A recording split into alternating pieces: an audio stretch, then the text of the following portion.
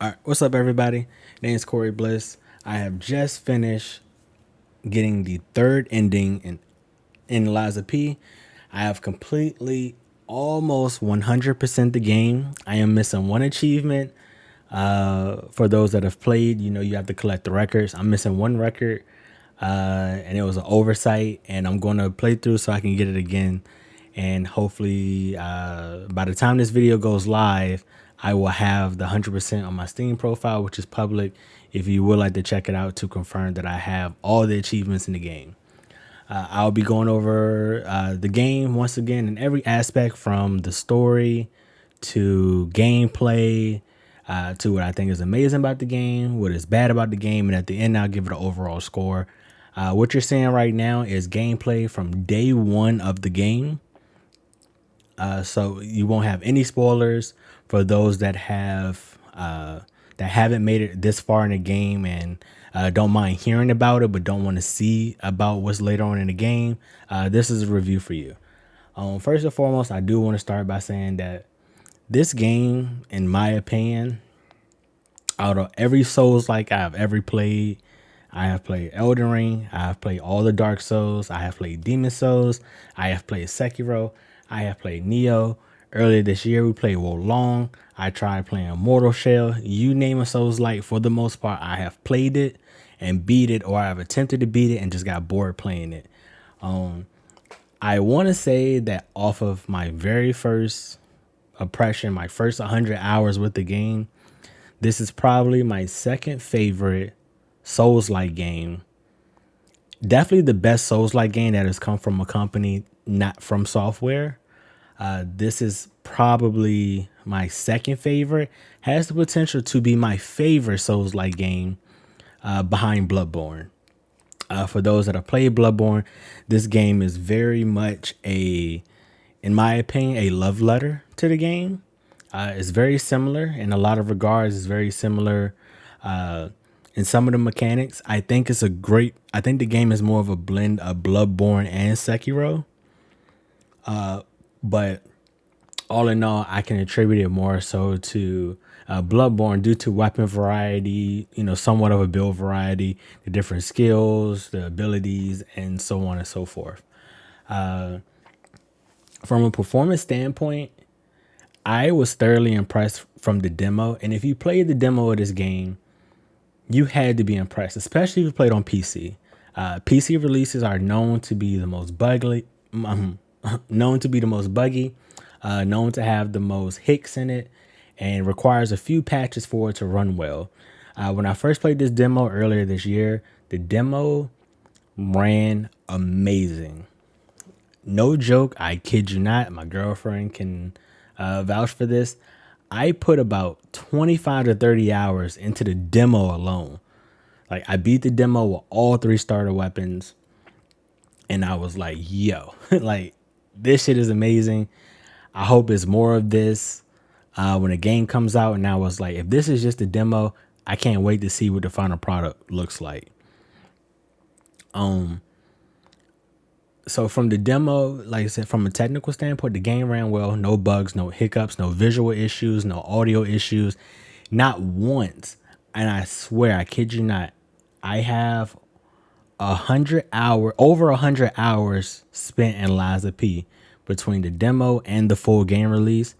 Not once has it ever crashed on me. The game has never crashed. And I'm like, yo, that is a technical marvel in this day and age, right? Like, to have some kind of technical standpoint in regards to like these day and age, that, oh, a game not crashing is a big deal. Yeah, it is a big deal because a lot of games are released unfinished. Now, I will preface this by saying that the hardware that I'm using is on a little bit more on the newer side. I'm running a 3070. I got 64 gigs of RAM. I'm using M.2 SSD, so I'm using a AMD Ryzen 9, I think. Ryzen 9 5900, something along the lines of that. So I have pretty good hardware, pretty good specs on my PC, so it shouldn't have no issues running, right? So I'm just very impressed that running the game. I've never had a crash, not once.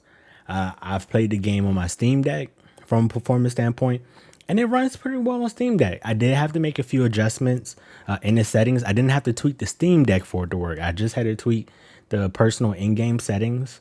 I haven't tried it docking my Steam Deck and seeing how it looks, but I played through what you're seeing now. Actually, I played through it on the Steam Deck, got through this boss and the boss afterwards, and it ran okay. I would like to maybe at some point maybe put more or play some of the harder parts of the game on Steam Deck to see how it performs and how it holds up. But yeah, overall, I'm thoroughly impressed by the performance of the game and just how well it runs. The game does have a few issues that they're not game breaking, and they're not game breaking. They're just more annoying than anything, and they come across a few times throughout my playthroughs. Like I said, I've basically played through 4 times and working on the fifth. The biggest one I would say is the weapons and the environment. By that I mean a lot of times in this game you're stuck in a lot of corridors. There's a lot of what am I looking for? Like narrow hallways, a lot of corridors, a lot of tight spaces. And like most games and of this genre, camera angles can be annoying. And on top of that, some of the weapons are actually so large that while you're trying to attack, they're just clashing against the environment and you can't attack. But the NPCs can attack. The computer can hit you. Like their weapons would go through the wall, but yours would just clash. So it's little stuff like that that is really annoying.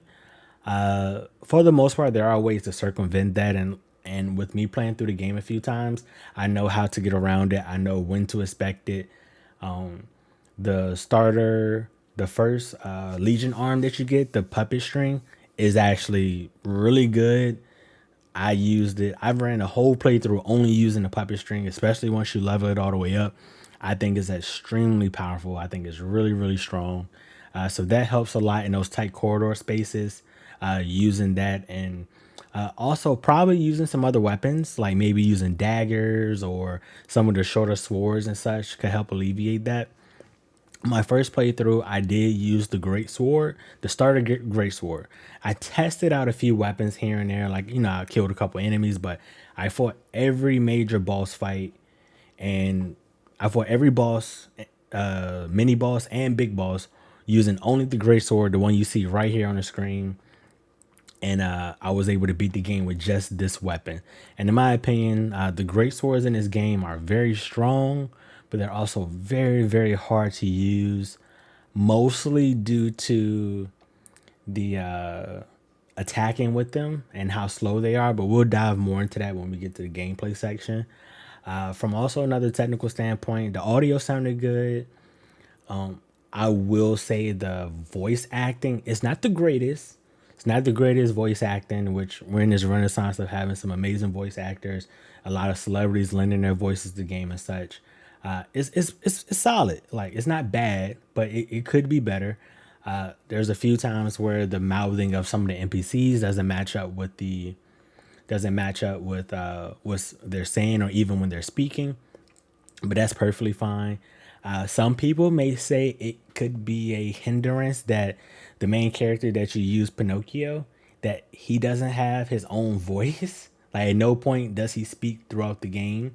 But to me, that's perfectly fine. I played Bloodborne. Bloodborne, your character doesn't say a word.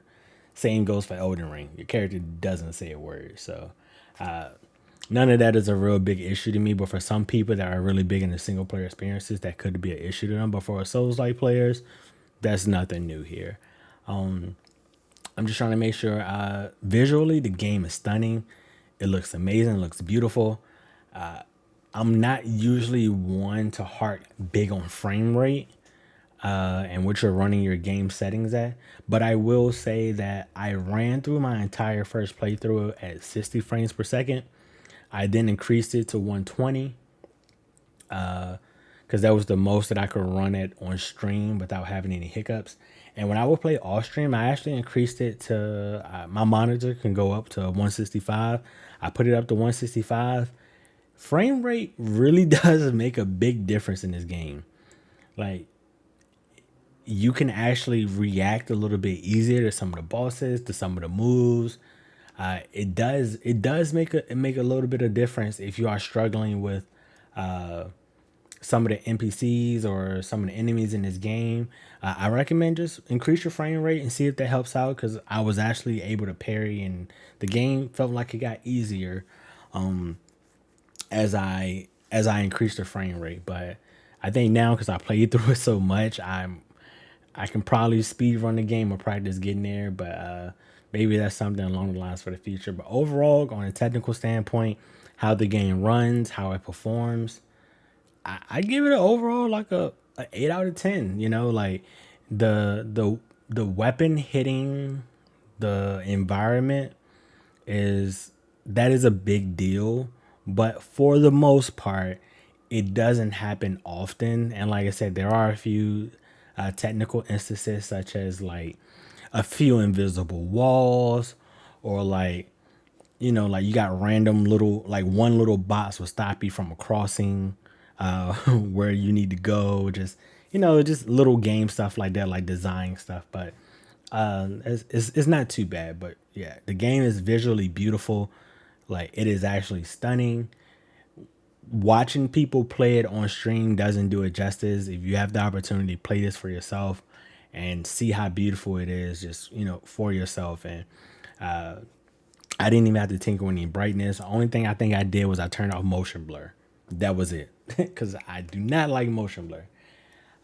So next we'll get into the story of the game, and I'm not going to spoil too much, but they did a good job taking a well-known, I guess you could say Pinocchio's the fairy tale. They took a well-known fairy tale and blended it with the story from Carlo. I cannot remember the writer's name, but it's an adaptation written by, I know his first name is Carlo. Someone will correct me in the comments. They took Pinocchio's story and that story and blended it to make it into this game. And I think they did a phenomenal job.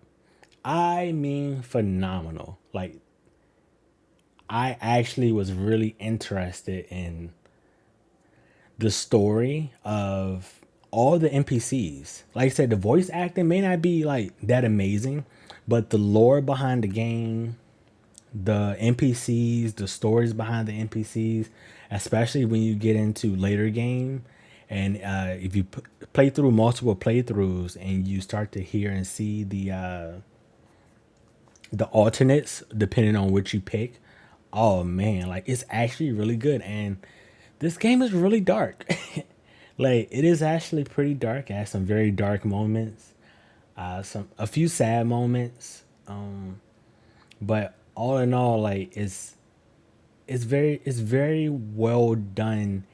And slight spoiler here, I would like to see what they do with this story, as well as potentially take on any future fairy tales and use their spin on it and turn it into a Souls game. Wink, wink. What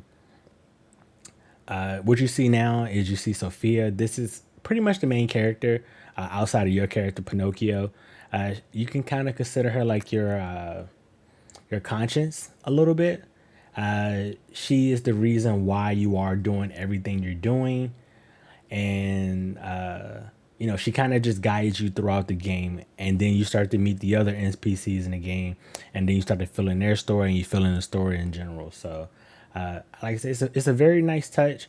But as you can see now, she's speaking, but her mouth isn't really moving much. But little stuff like that it's not that big of a deal to me. But I know from a technical standpoint, it's like, if you had to cut corners somewhere to make this game, I'm not mad at this being where you cut the corners. But this is also stuff that can be fixed later on. You never know. All in all, I give the story of the game, I'm gonna give it like a 9.5. I'm gonna give it a solid 9.5. I don't think it's a perfect 10 story. Like, but I also don't think it's less than a 9. So I think 9.5 is actually pretty fair. And I'm going to say this on why I give it a 9.5. It doesn't need DLC to tell the story.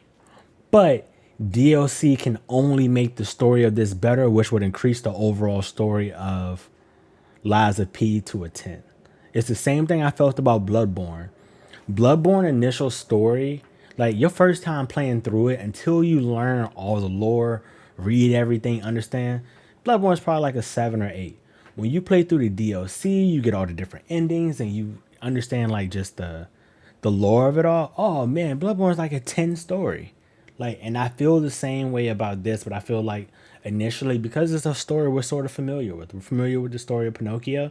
It's much easier to relate to it and understand what's going on as you go through the game. Excuse me. And I like the way that they incorporated lore. They incorporated it in a non-boring way. Just exploring the game at your own pace, whether you try to do everything or you're just trying to shoot through the levels.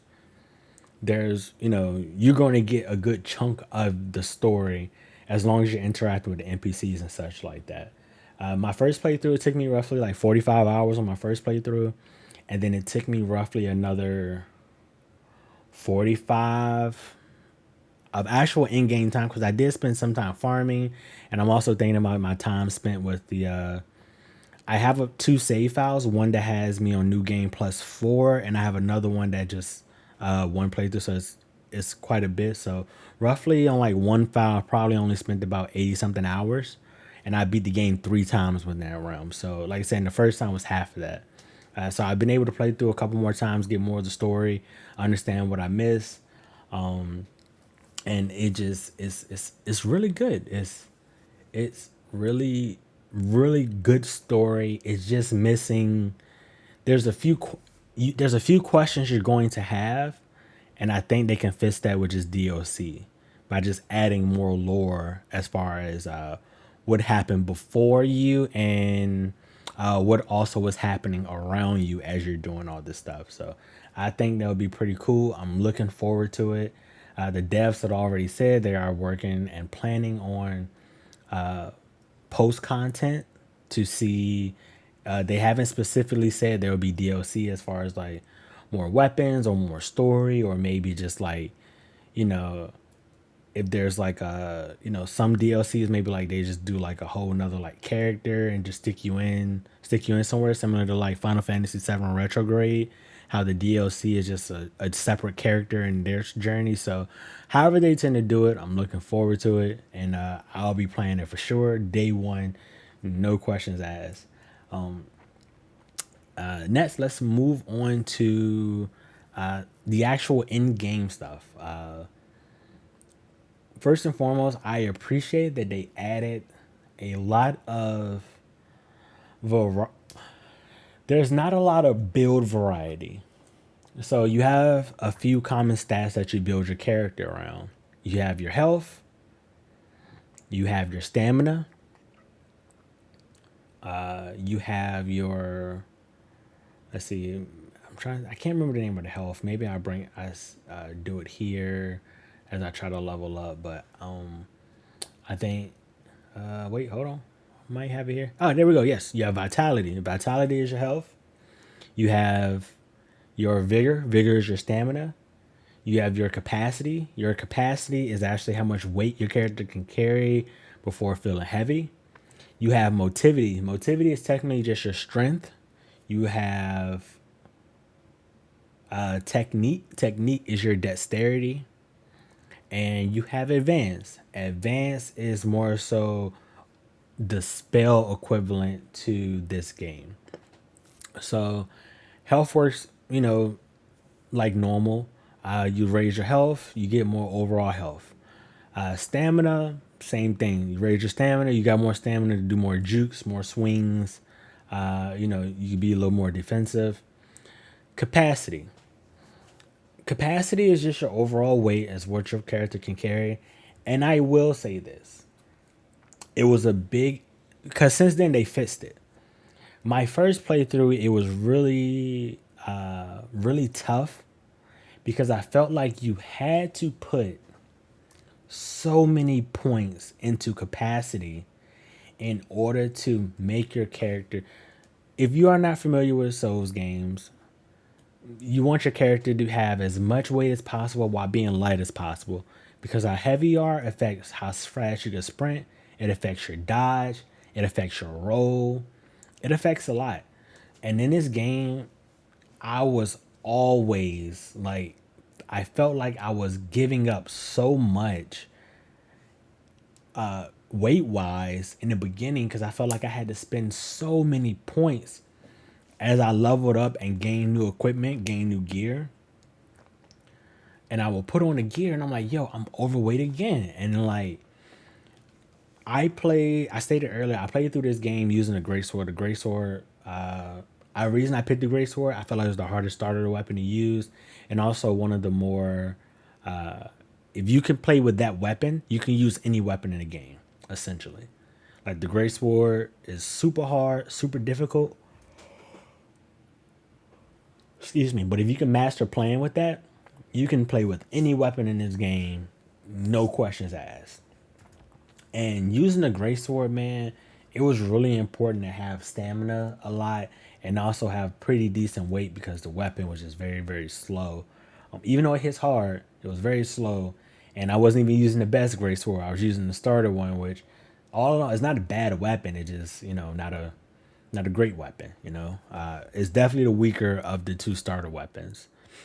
So yeah, but since then they actually wrote out a patch and they altered the weight of some of the gear and they also made the overall capacity stat mean more as far as, so for instance, each point that you spend in capacity would give you like 3 pounds or something like that.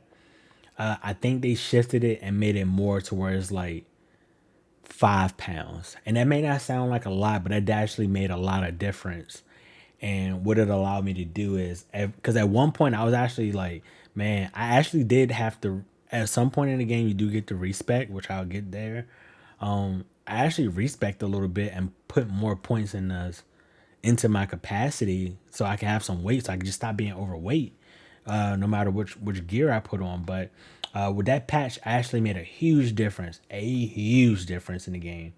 And you do get in this game you have amulets, and you equip amulets and they give you different buffs or different. They give you offensive abilities, defensive abilities. Some of them have different little cool nods to them. Like one, you can equip it and you get more money. You get more souls in this game. Is called ergo. You get more ergo per kill, and ergo is essentially your how you spend is your money source as well as what you use to level up. And like it's all the same sources. There's no multiple multiple currencies to juggle in this game. Just that one, which is that's a nice feature to have. So you get more ergo per kills. There's one to where you can overall increase your stamina. There's one to where your stamina actually regenerates faster, which that was very key once I got that because I was using a lot of the great sword weapons and your stamina gets depleted a lot. And you can actually see it here. You can see how slow it takes, like that little bit it takes to start going up. Granted, it's the practice area, so it's actually much worse in the real world. Essentially the item allows your stamina to act how it does in the practice area while you're out traveling the world. So it's actually really nice. But yeah, so the stats overall are pretty simple, pretty self-explanatory. Like I said, motivity is strength, so that is the weapons that are gonna be like your great swords, your heavy swords. There's a scythe weapon in the game. There's blunt weapons in the game, so they kind of scale off of that. You do have your technique, or like I said, that's your dexterity. So more your smaller swords, your daggers, and some of your more nuanced weapons. I don't want to spoil them and say one of the wrong ones. I'm just trying to speak on what we've seen in trailers and such. They're going to scale off that, and then you have advanced. So you have your Legion arm. Your Legion arm is a key part of your character. You get different arms. As you can see, Pinocchio's left arm isn't a normal arm. Different ones do different things. Your starter one is like a puppet string. It allows you to hook on to people, and you can pull them to you. You can pull yourself towards them. You can hook on to them and like dodge around them.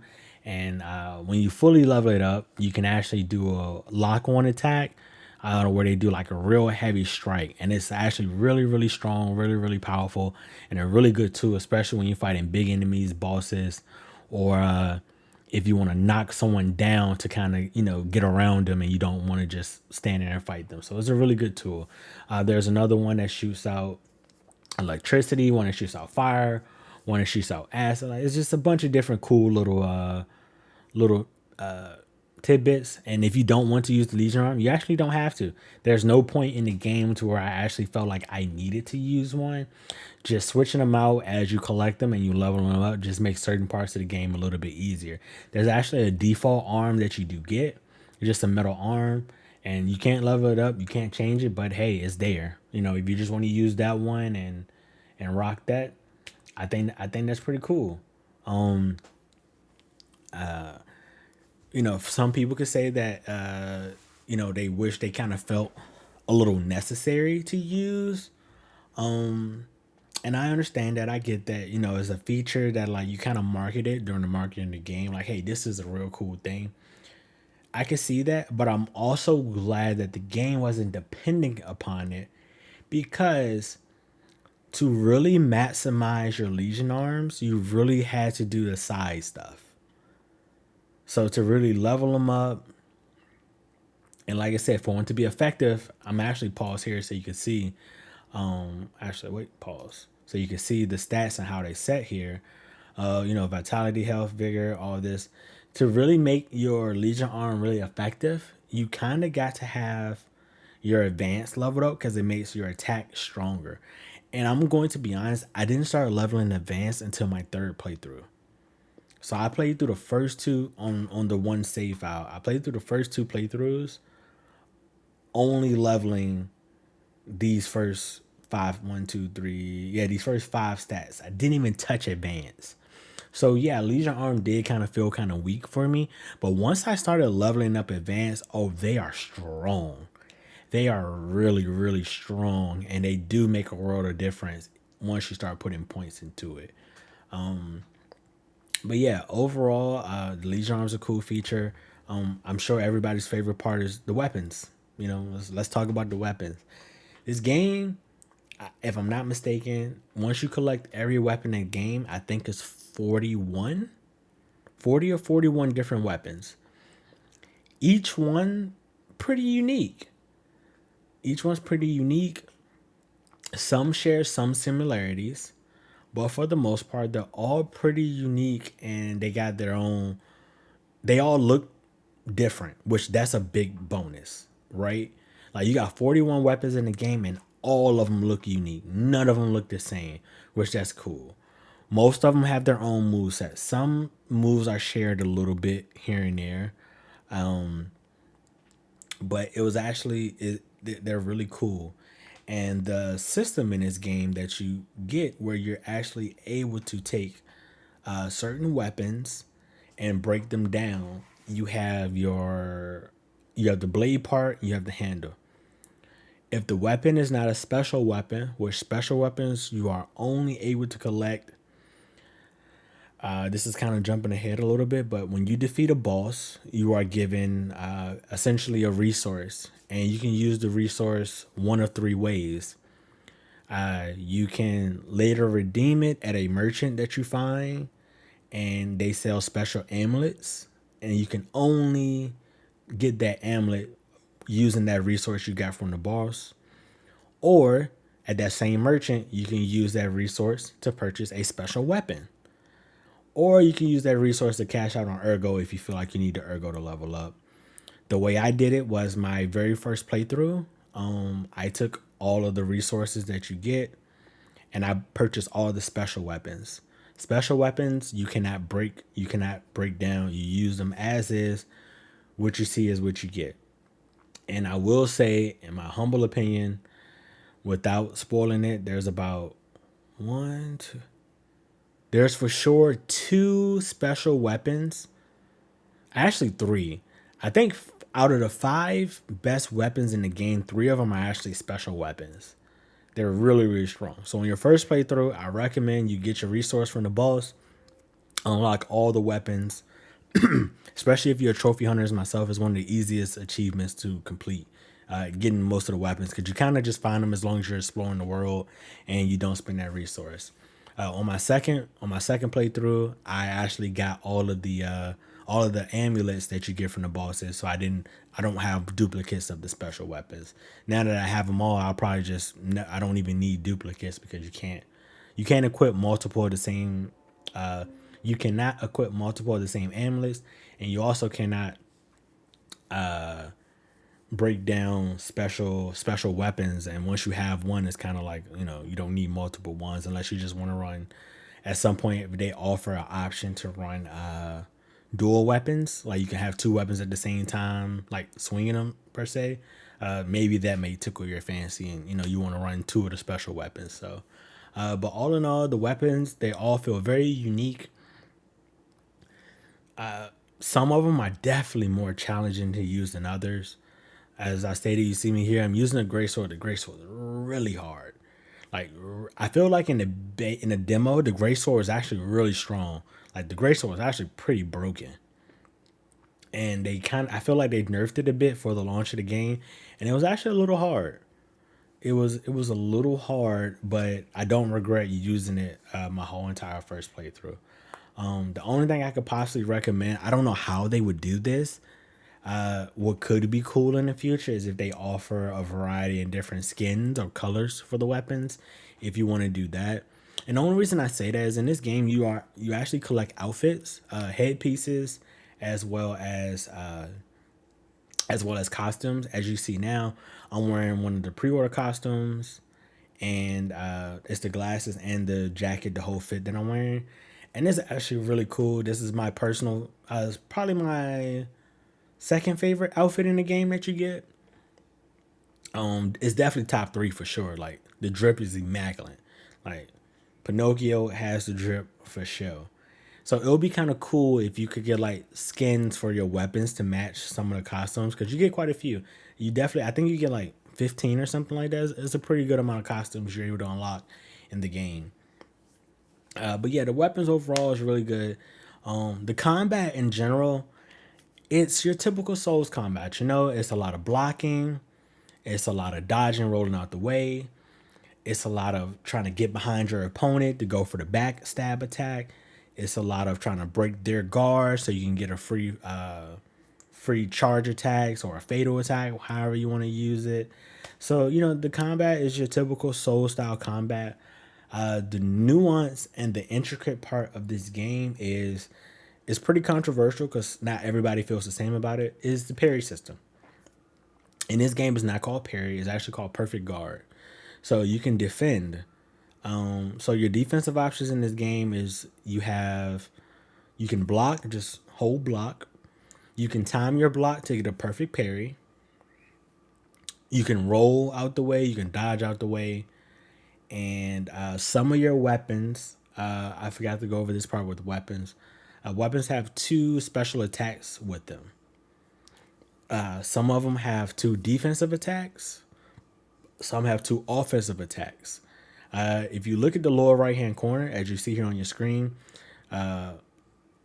once we get back, the blade, right next to the blade, it'll have a little X or have a little shield. If it's an X, it's an offensive attack.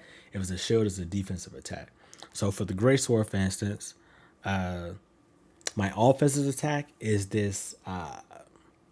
It's like a double uppercut swipe, double uppercut slash, and my defensive attack is a perfect guard, meaning that I perfect block whatever comes at my way for like 2 seconds.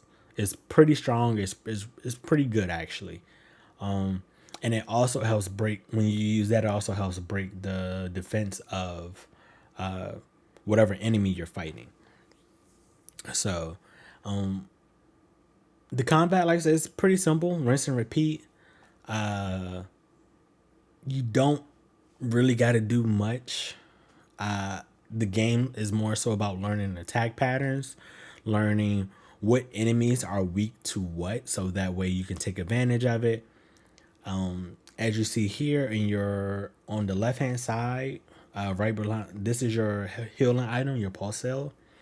This is called a grindstone. So in this game, you don't have you have weapon durability, and you essentially have to keep your weapon charged at all times. Your charge is right here. So this basically your blade gets more dull the more you use it, the more it's blocked, and all types of stuff. And when it gets to the red, your blade would actually break. And once your blade breaks, you cannot repair it. The only way to repair it is there's a special item you get in the game that'll allow you to instant repair it, or you actually have to get to your next save point in the game, which is called a stargazer. You get to the next closest stargazer to you, and you're actually able to get your weapon back to full strength. And I thought, I'm not gonna lie, I thought it was gonna be really annoying. It is in your first playthrough a little bit, but as you level up and you play the game more, it kind of doesn't become a factor. Essentially, like it really doesn't. Like my last playthrough, I never had to worry about my weapon. On New Game Plus 2, I think, yeah, New Game Plus 2.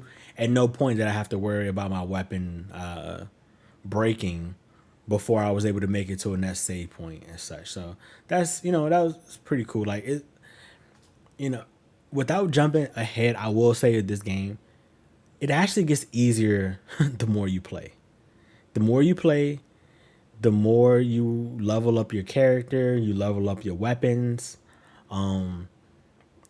you do your skill tree, which I'll go over that next. The game actually gets a lot easier. Like a lot easier. So yeah, all in all, in a nutshell, that's kind of how weapons work. Real simple. I didn't mess around too much with the crafting of weapons by taking different blades and handles and swapping them out, seeing what they do. I kind of wanted to enjoy the game, my first two playthroughs, using the weapons as they intended to use. But I've already seen some other people, some of my friends do playthroughs and such like that. And I'm enjoying seeing their creativity because for someone like me that's more of a veteran in the series, my first playthrough, it was kind of hard, it's a little difficult. But now I think I kind of got the hang of it. It's not as bad. I can get through the game probably with any weapon in the game, no issues now because I'm familiar with it. I know what to expect. And for some people, that weapon craft system actually could help you with a lot of different bosses or different parts that you're stuck on when you take advantage of it. And I think hiding hiding the skill gap in this game behind the defensive system, which is your parrying, and the weapon system, which is crafting different weapons, is actually pretty genius. I will say the parry system is not perfect. You know, if you play the video game Wo Long, I think that is probably the easiest parry system of all time. And most in any Souls like game I've ever played, it was actually too good. Like the whole game is built around the parry system and is actually really, really strong. So if you know how to parry, the game is easy mode. No joke, no matter how hard it is. Outside of, you get hit once and die, like it's actually makes the game really, really easy. The the parry system here is not forgiving. It's really not forgiving. So if you miss your parry, man, you really do pay for it. So a lot of people are kind of requesting the parry system actually be boosted a little bit, as far as give you a few more frames to for it to hit. And I get that. I understand that. There are definitely a few enemies to where they attack so fast and you have to block. There's a few moments you got to block like a bajillion attacks at, they hit you like 7, 8 hit combos, and like you got to perfect parry all of them. If not, you get hit by one, it kind of just like destroys you, especially if you don't have a lot of health. My first playthrough, I didn't have a lot of health at all, so I was like very squishy. It was very hard a lot of times because I had no health to do anything. I just had strong. I relied real heavy on my ability to block and parry and dodge out of the way. With that said, It's to each his own. I think it's okay. If they never fix it, it's fine by me. It's not going to make or break my love of the game. They actually already done a patch to make the game easier. There's a couple bosses in the game that they made them do less damage. They gave them less health. They made some of the mini bosses easier to kill. Like they overall have already like nerfed the game. But I will say probably the hardest. This was probably the hardest Souls game I've ever played, like out the box, because you have to parry. You have to your first playthrough. It's really kind of like the only way to, you got to learn to play the game essentially, and it's not a bad thing. It could definitely be a turn off for some people, but in the long run, you're a little better for it. But whatever they choose to do with it, I support them. I love this game. I'm gonna be playing it all the time. Even after this review, I already started my fourth playthrough essentially on New Game Plus. I'm on New Game Plus 3 now. So yeah, the next part of the way the combat works is you have you can actually see here how my weapon is in the red blinking. If I don't charge it, it's actually going to break. So I'm probably going to charge at some point here soon. But like I said, this doesn't become a factor at all, really, once you play the game more and you unlock more abilities and stuff like that. But I wish I could. I wonder if there's a part where I actually do the P organ. Let me see here. I actually want to see if I can find that and show you guys what that looks like. No, that was super there. Let's see here. Where is the P organ part?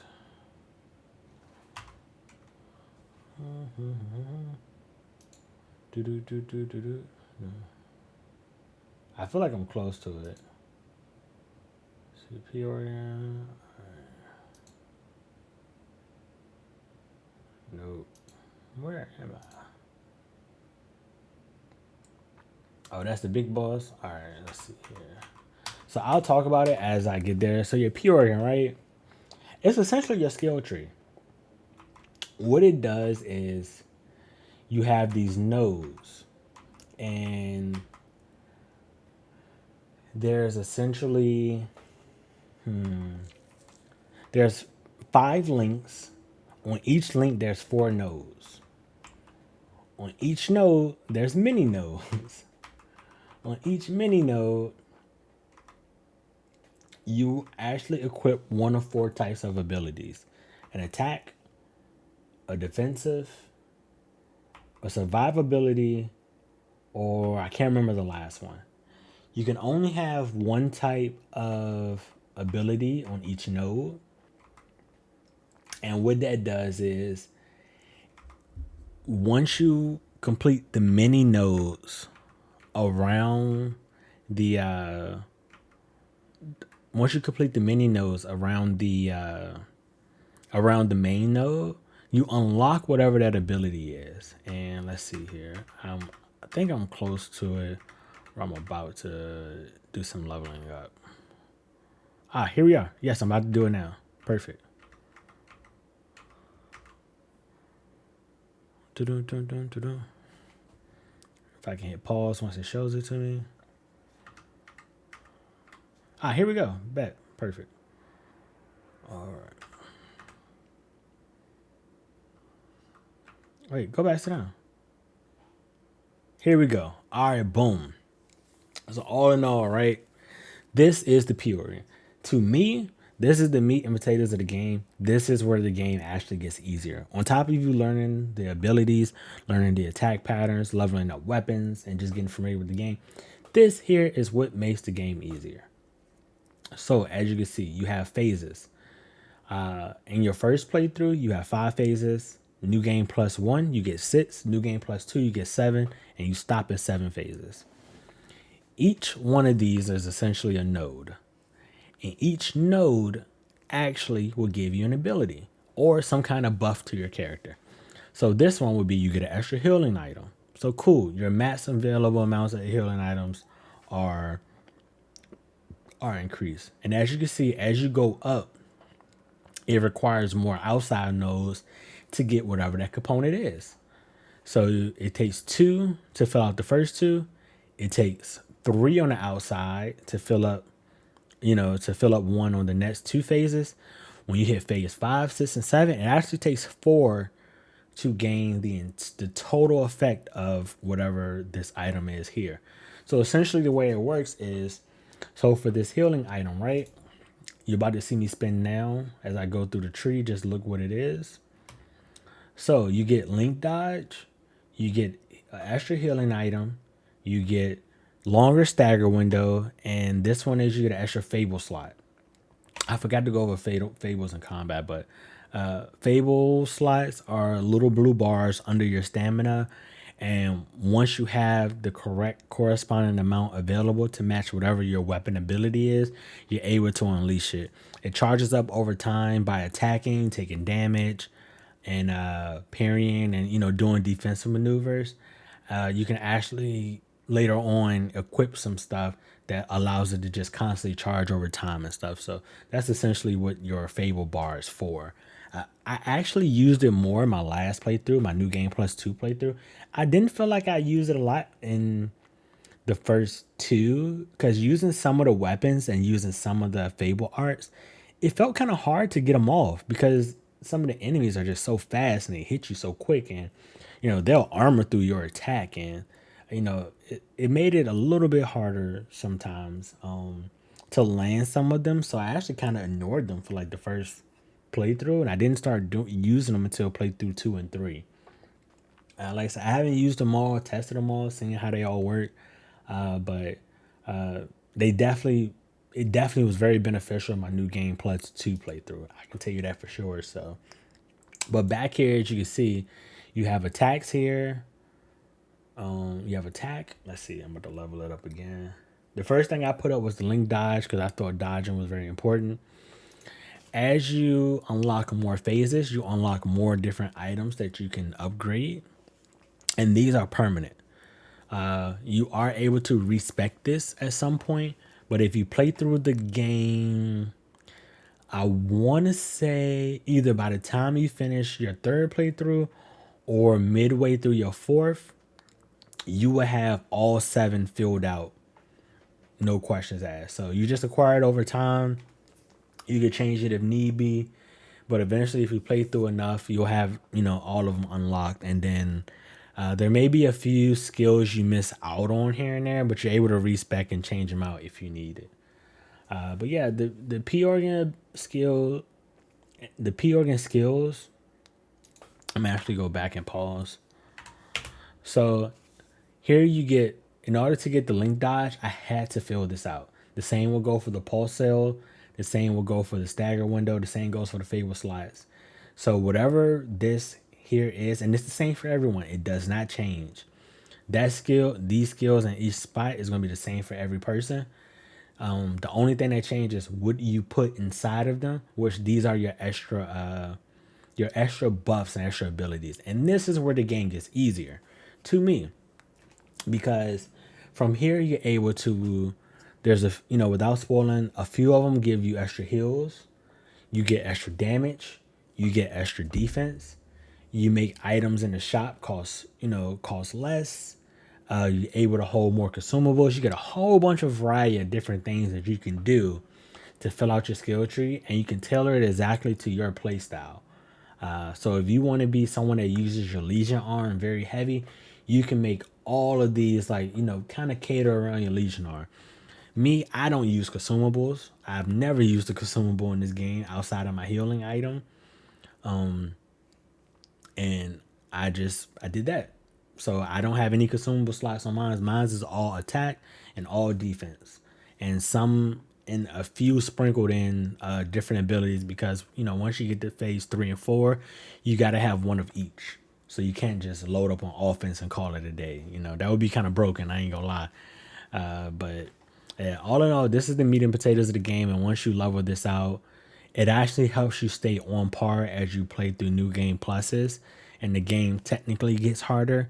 It allows you to keep up with it. So this is very important. You get these quartz by beating bosses. Some are found throughout the world. Some are found during side quests. So you really have to search every nook and cranny of the game to maximize getting all of them as soon as you can. But if you play through the game on the same file enough times, you will eventually get enough to fill out your skill tree. So, like I'm at the point where right now I don't, even if I don't get another one, I'm perfectly fine with that. Because I think I only have two nodes to finish on my P organ, and I don't even know what to put in them because I think I'm already good with what I got. But I'll eventually have them anyway, and maybe I'll do a follow up video once we get some DLC or something and see what it has. But so yeah, that's basically the gameplay part of the game. All in all, I give the gameplay probably another 9. I give it another 9. My only gripe, my biggest, I ain't say on my biggest gripe with the game is there were times where I felt like some of the weapons needed a little love. Mostly like the great swords, mostly the great sword weapons and like the heavier weapons. Some of them were just so slow. And if you are like, the game is really meant for you to use multiple, different weapons at different points of the game. And trying to run the same weapon 100% throughout the game, outside of some of the special weapons. I think some of the special weapons you can use that 100%. You don't need nothing else in the game, just that. They were kind of hard to use in some of the fights, just because some of the enemies were so fast. Some just ignored your armor, and man, it really made it tough. But I will say once again, this P organ, the P organ, man, it makes a big difference once you start filling it up and you're unlocking some of the later in-game abilities, and also some of the amulets. And once you learn how what each boss is weak to, that also makes it pretty easy as well. But yeah, overall, I give the gameplay a solid 9.5. Like, I think parrying could be a few extra frames won't be bad, because I don't want to make the game super easy. I appreciate that it is a challenge, and like I stated, the more you play through it, it's not as much of a challenge. So if you're just gonna make it that much easier, where you could just parry everything, and then you don't gotta worry about playing the game, kind of like Sekiro. Like Sekiro is actually pretty easy. Like the way you parry in the game is just super easy. And if they make this similar to that, I'm like, that would be kind of trash. And same with Wolong. Wolong parry is just way too easy. And I'm like, well, if you do that, I think it will lose some of the uniqueness of the game, and it will become less Souls-like and more action adventure. And I wanted to stay in that Souls-like feel. But yeah, that's the gameplay. All in all, as a package, I've spent, I can give you an exact time frame here, 94.9 hours, 41 to 42 achievements. I'm missing that one, which I'm going for it. I'm going to go get that achievement. 95 hours in the game, man, it's a real treat. If you are a Souls-like fan, I say give it a shot. I'm not going to say you're guaranteed to like it, because everybody has different tastes, but I haven't met anyone that's a fan of Bloodborne not be a fan of this. I can understand if you're not a fan of it, if you are a Dark Souls person, or even Elden Ring. If you came from Elden Ring, that was a lot of people's first Souls game. It was the one that kind of, like, to me, that would be the game known as the one that changed the genre all in all. And yeah, like, Elden Ring is actually a pretty easy game compared to this. Like, super easy. It's much longer, it's a much bigger game, but all in all, the game itself, way easier due to it, how you're able to build your character and what you're able to do, and just be able to make some of the fights just cakewalks. And I've seen some tech in this game where you can make some of the fights super easy. All major boss fights, you're actually able to summon a Spectre, which is an NPC. It's not an extra person. This is a single player on the game. But the Spectre will help do damage, or at least draw aggro for you as you attack the boss.